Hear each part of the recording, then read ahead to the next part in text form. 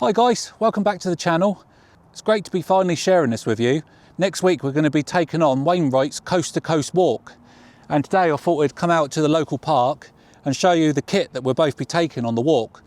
Hopefully it'll be helpful to a few people that may be planning to do it this year or next year. We've been planning this walk for months, so it'd be great to actually show you what we're going to be taking on the trail.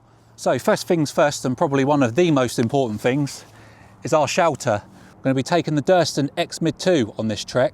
It's been an excellent tent and we took it last year on the West Highland Way. Can't fault it really. It's lightweight, really good in wind, and it sheds water like no tomorrow. We've actually cleaned it right through and re-waterproofed it this year because this is our third season with it. Yeah, awesome tent. Secondly, the backpack that I'm going to be carrying is the Atom Pack's EP60.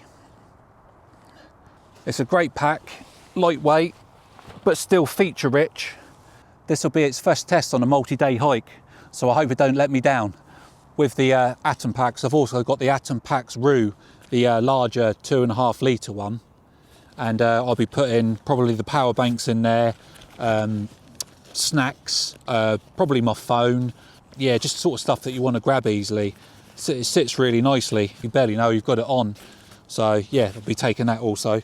Right, moving on to my clothes that I'll be taking this Paramo fleece, which is runs as part of the system for waterproofing. It's a duology fleece, and that pairs with the Enduro Paramo jacket, which is a windproof jacket. So it's all part of the duology system. This clothing is absolutely brilliant. I love it. So the other waterproof item that I'm going to be taking is these North Face high vent trousers. Again, wore them on the West Highland Way and they performed excellent. Pair of gloves, just thin ones. I'm going to be taking a cap. Got this Paramo lightweight fleecy hat. T-shirt wise, I'm just going to be taking this thin North Face, and trousers, I'm going to be taking these Fjallraven Keb Agile trousers. These are excellent, they're so comfortable and they literally weigh nothing. On my feet, I'm going to be taking some merino wool in GG toe socks, paired with darn tough mid-weight crew socks. We find this pairing really, really good. Never get blisters with them. They never smell. You wear them for days on end and they never smell. I'll also be taking a pair of extra darn tough socks that I'll have on at the time and I can swap them around. This is my spare clothes bag, and inside here we've got another pair of darn tough socks. These are the underwear I'll be taking. I just wear step ones generally. They're really comfortable and I never suffer with any sort of chafing with them, so yeah, it's my recommendation. So there's 3 pairs of those. Then I'll be taking this lightweight Montane long sleeve zippy. I've had this for years. It's a great little top, that one. Just this lightweight mountain equipment t-shirt. Last thing I'll be taking is these Alp Kit leggings, which I actually wore for the entirety of the West Highland Way last year, and I'm hoping that they'll be just as good on the coast to coast. They're great because you've got a big pocket on the side that you can stick your phone in, and they're lightweight and they dry really fast. I may just use them for changing into in the evenings if you go to like a pub for dinner or something, but yeah, that's all the clothes. So the shoes that I'll be wearing on the trail are these Ultra 9 Plus Gore-Tex. I've only had these about 3 weeks. I've done a few hikes in them just to make sure they're comfortable, and as always with the Ultras, they really are comfortable. But a little Sea to Summit towel, put it in the pack like that as it is, that way I can hang it on the back of my backpack when it's wet to dry. Then we've got this little Dyneema wash pouch, just got our deodorants in there, a couple of shower shampoos, and we'll also have our toothpaste and toothbrushes in there. So yeah, just a very sort of stripped back little pack. It's quite handy because it's got a little hook where if you go to a shower block or whatever, hook it up, and then you can put your towel through there, keep it dry and off the floor. So yeah, it's a good little pack, that, and small and light. Next we've got a little first aid kit. Again, this is just a little Dyneema bag, and we usually put tick pullers, 2 different little tick pullers, different sizes, just a little bag of safety catches. They can really be handy. Then there's Compeed, I think they call it a glide stick. You could just rub it in places that you might be getting sore. It's good on your toes, inside of your legs.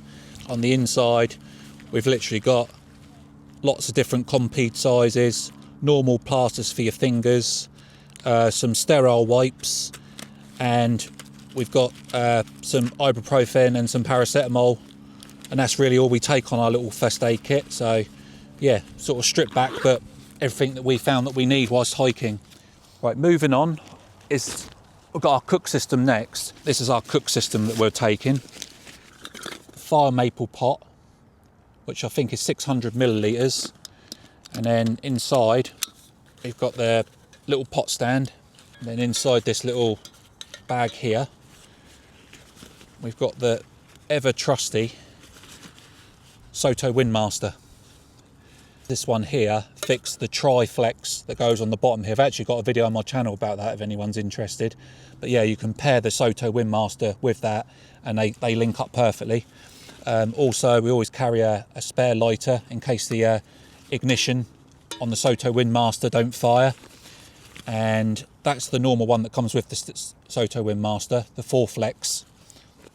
And in here, this is a transfer thing which you can put onto this gas bottle and transfer it to a smaller one. So at home I've got a smaller Jetboil one that's almost empty, so what we'll do is we'll transfer one to the other, and that way we won't have to buy another 100-gram one. So that's basically the cooking kit. Yeah, so moving on to the electricals we'll be taking. Again, got this little Dyneema bag, and inside we've obviously got the DJI Action 5 that I'm recording with now, so that would usually be inside here. But I always take a small solid state hard drive with this Ugreen transfer thing. I've got a 17 Pro Max, and at the end of the day with recording these videos, I can actually transfer all of my video files off of the cameras and my drone straight through my phone and put them onto the hard drive, so they're safe, and it empties my card. It just saves me having to take lots of different cards, so that works really well. That's something I did last year. Then inside here we've got the DJI Pocket 3. We've got the microphone that I'm wearing now, plus we've got another microphone. Got the little tripod, the battery handle to the Pocket 3, a couple of dead cats, and got 3 batteries for the Action 5. Also, while we're talking about electrics, I've got this little DJI bag. I've got this charging cable, which will power my Garmin Fenix 8.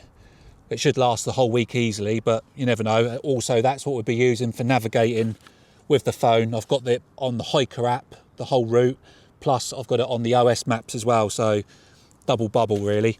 But yeah, most of it will be done on the watch. And then we've got a couple of USB-Cs just for backup, and I've got the charging cable to the microphones. For power, we'll be taking the FlexTowel Zero 10,000 milliamp. These are actually the lightest power banks on the market at the moment. We've just bought these, so obviously we'll have one each. But because we're stopping at a couple of B&Bs along the route as well, we'll be able to get these charged up, and that should do our power for the whole week. So we bought the FlexTowel Zero head torch as well, which I must say is an absolutely brilliant bit of kit. We're chuffed to bits with these. We did have black diamond ones, but they were really heavy and clumpy, although they work very well. But this just weighs absolutely nothing, so that's great. Also, I'll be taking my drone, which I forgot to actually bring out with me, is my Air 3S. I'll be taking that with the screen controller as well. Hopefully we'll have some good weather, manage to get some good shots of the beautiful Lake District. For our water, we've got the Ron Hill squeeze bottle, and we've also got in Kate's bag, which you'll see later, a Sawyer mini water filter, and also a larger 2.5 litre squeeze bottle for our water storage. Obviously it's going to be heading into April in the Lake District, so must have is a midgie net. That will keep the little blighters at bay. We've got a small nature hike sit mat. Moving swiftly onto our sleep system, I'll be taking the Sea to Summit Ascent 15. Again, if you're interested in this, there's a video on our channel. So the sleep mat I'll be taking is the Thermarest Neo Air X-Firm NXT. and that's really comfortable and warm. I've got some Nature Hike down trousers, keep us warm after we finish walking. I've also got some little Nature Hike down booties. So I'll be sleeping in this Rab base layer trousers and top, and good warmth to weight ratio. The pillow I'm taking is the Nemo Philo King. Bit of a luxury, but you can't beat a good night's sleep after 20 miles on the trail, so worth carrying the weight, I believe. So I guess now it's time to show you how all of this stuff that we're taking fits back into this Atom Packs bag. Right, let's get busy. The other thing I actually forgot to mention, inside here I've got a pack liner, which keeps everything waterproof. All of the down stuff we actually pack in its own bag inside another waterproof bag to keep it absolutely dry. So we'll do that now. What I always tend to do is I put the pillow and I shove it right to the very bottom foot end of the sleeping bag, and then in goes the pyjamas, the down booties and the down trousers, all inside the sleeping bag, and then get that zipped up.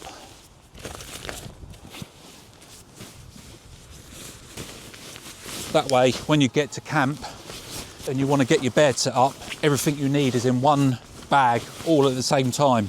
Save searching around for it. So, great thing with a dry sack is that you can pretty much push down on it, get all the air out. And as you see, for how much gear's inside there, that packs down relatively small. That goes right to the bottom of the bag, and then next we put in our spare clothes bag, because again we want to keep those dry, our towel and our sleep mat. Again, I don't bother taking bags for everything because it just becomes a right chore to keep putting things in and out of bags. You're more likely to lose your bag than anything, and then really everything else there doesn't really matter if it gets wet. So next I always put in the cooking system. Then we've got our first aid kit and our wash stuff. Obviously I won't be putting these in because I'll have those on, those bits and pieces. We put the hat inside, then goes in our electronics bag and that. And as you can see inside there, I've still got loads of space. All I've got to put inside there is a couple of bits of food, which we're not taking much, and also the drone. So I'll roll that down now. Got to put the tent away yet, that goes in the top of the bag, which actually does fit in this side pocket, but I like to put it inside the bag just for safety reasons. Last thing you want to lose is your tent. The rest of it goes on the outside of the pack. So waterproofs go down inside the front pocket, the stretchy front pocket, which is actually loads of room, but where it's a new-ish bag, I'm still getting it stretched out. Then the sit mat, always put in the side there, again easy to grab. Then in the side pockets, I usually wrap my hat up, put that down in there with my gloves. And then in my other side pocket, I usually put my midge net for if we stop and I'm getting pestered, my head torch, and once my sunglasses have got the case in there, they go inside there as well. I've got a pocket up here for my water bottle, and then obviously we've got the power banks inside there, and that is pretty much it. All fits inside there lovely. Obviously we've got lots of strapping options on the top as well if I need a bit of extra space, but yeah, just a tent in there and happy days. Carries really well. So there we go, that's how I pack my stuff inside the Atom Packs EP60. That's our tent peg bag, and the tent pegs that we'll be taking are some Groundhog Minis, and we use these Terra Nova V-shaped pegs, which are absolutely brilliant. They seem to go into any ground, but Groundhog Minis are good too. Yeah, so that's what we'll be putting the tent up with. So our X-Mid 2 sits on the very top. Obviously when you get to camp, it's the very first thing that you're going to need. There's still plenty of room in there. And obviously the trekking poles that we're holding the tent up were my Lecky poles. So yeah, there we go. All packed up, ready to hit the trail. In a week, that's my Wainwright's Coast to Coast gear list. I'm pretty confident with the choices that I've made, and I'm ready for the challenge. If you've got any questions on any of the gear you've seen or have any suggestions, then it'd be great to hear from you in the comment section below. Also, don't forget to subscribe for the updates of the walk whilst we're doing it. Our pack weight is going to be somewhere around 10 kilograms, so I'm quite happy with the weight. We are obviously taking some winter stuff, being that it's the Lake District in April. Looks like the temperatures are going to be getting down to about 2 degrees in the evening. So yeah, can't pack for summer gear just yet. But anyway, enough jibber jabber from me. Thanks for watching, really appreciate it.